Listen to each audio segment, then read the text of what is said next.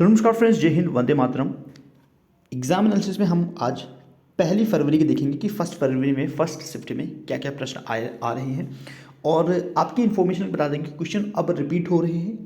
तो कौन से ईयर के रिपीट हो रहे हैं? प्रीवियस जितने पेपर्स आपने अगर लगाए हैं तो क्वेश्चन अब वहीं से बन रहा है, क्वेश्चन का पैटर्न खाली चेंज कर रहा है बस।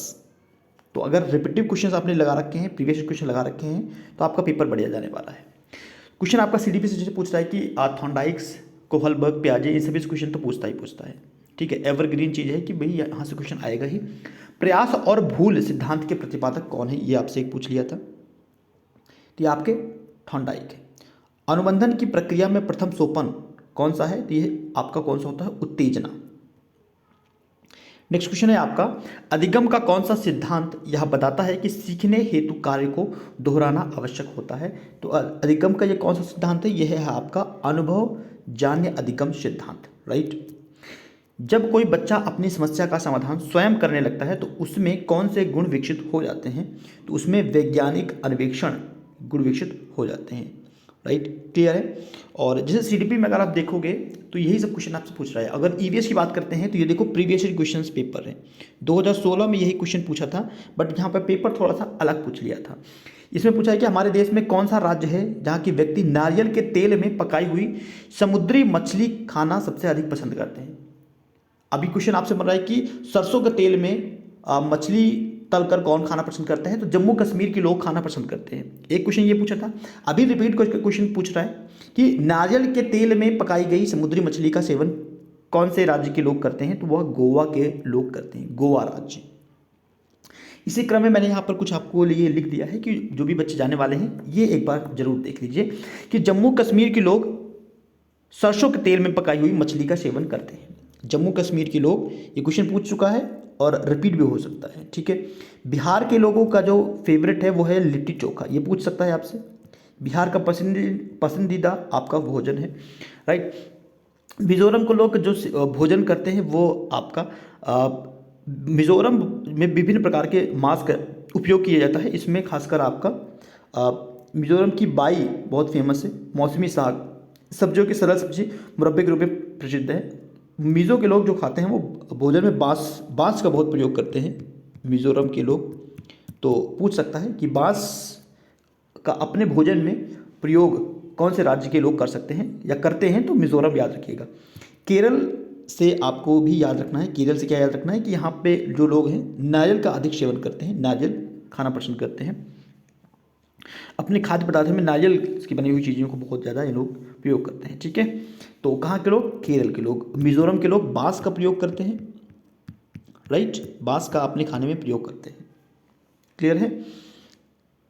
चलिए, तो ये आपका क्वेश्चन है, इसको देख लीजिएगा।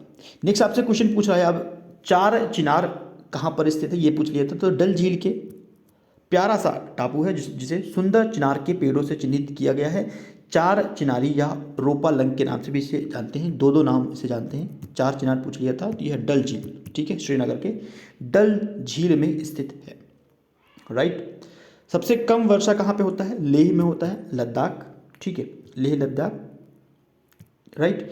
तो लेह में सबसे कम वर्षा होता है। सबसे अधिक वर्षा कहाँ पे होता है? मेघालय के चेरापूंजी में। चेरापूंजी में ना केवल भारत में सबसे अधिक वर्षा होती है बल्कि दुनिया भर में सबसे अधिकतम वर्षा वाला क्षेत्र है आपका मेघालय का चेरापूंजी। ठीक है। और सबसे कम वर्षा लेह लद्दाख। अब क्वेश्चन कुछ इस प्रकार से भी बन रहा है। फसल में अगर हम देखते हैं तो यहाँ से सब्जियों से पूछ रहा है कि रेशेदार जड़ें किसकी किसकी होती है? तो प्याज, चावल, मक्का। ठीक है, रेशेदार जड़ में काउंट किया जाता है। मूसला जड़ आपसे पूछा है, मुख्य जड़ होता है जो छोटी सी पार्श्व जड़ों के साथ मिट्टी में बढ़ती है, जैसे कि चुकंदर, आम, गाजर, मूली, ये सभी आपके मूसला जड़ में आते हैं। तो ये याद रखिएगा, पूछता है रेशेदार जड़ पूछ रहा है, मूसला जड़ पूछ लेता है। बरगद के पेड़ों की जो विशेषता है वो वायवी जड़ है। कौन सा जड़ है?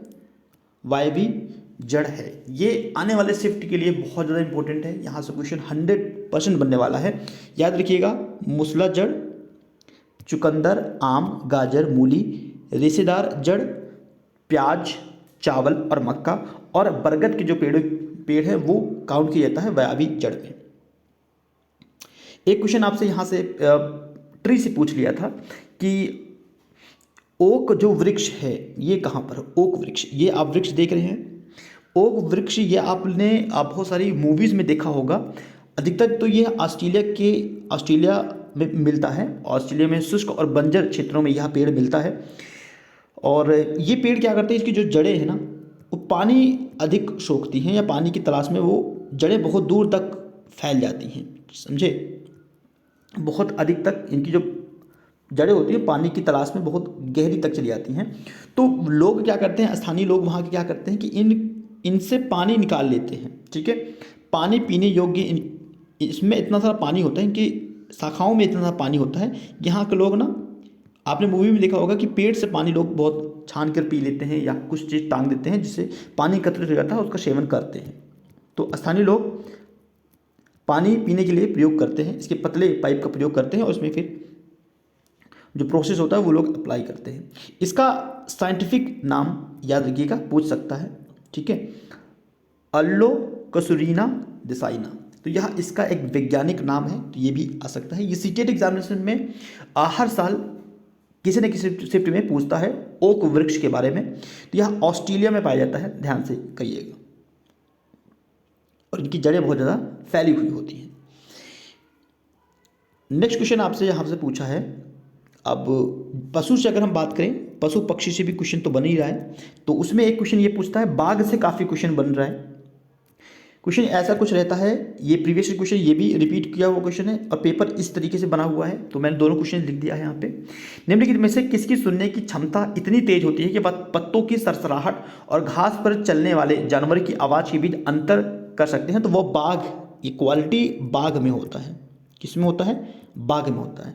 बाघ में कुछ क्वालिटीज और हैं जिससे क्वेश्चन बना हुआ है सीटेट एग्जामिनेशन में, जैसे कि वह कौन सा जंतु है जो अपने कानों को अलग अलग दिशाओं में बहुत अधिक घुमा लेते हैं? तो बाघ में क्वालिटीज होते हैं कि वह अपने कानों को घुमा लेते हैं बहुत अधिक, और बाहर की ध्वनि को सुन सकते हैं, ठीक है।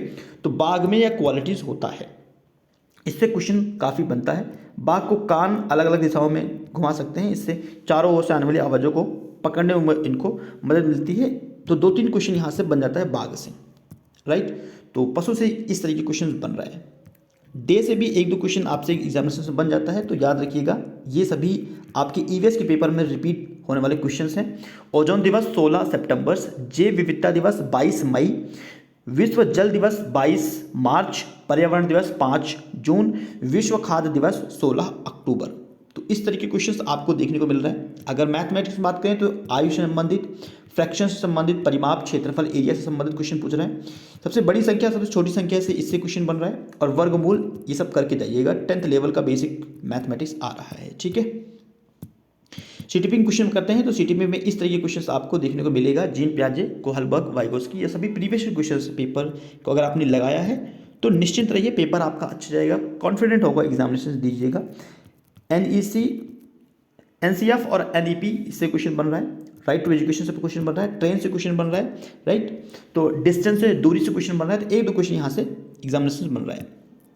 बात करते हैं पर्यावरण से, तो मैंने आपको बता दिया है कि पक्षी, जानवर, इनसे क्वेश्चन बन रहा है। मैप से 2 क्वेश्चन प्रत्येक शिफ्ट में पूछ रहा है। जनजाति से पूछ रहा है, फसल, पौधों, इनसे सब संबंधित क्वेश्चन बन रहा है। अब थोड़ा सा पैटर्न हल्का सा चेंज कर रहा है। जिस तरीके का पैटर्न है मैं आपको वो चीज़ इन्फॉर्म कर दिया है कि इस तरीके से पैटर्न चेंज हो रहा है, ठीक है, राइट। तो नेक्स्ट शिफ्ट के लिए, एनालिसिस के लिए आप चैनल को सब्सक्राइब कर सकते हो। धन्यवाद।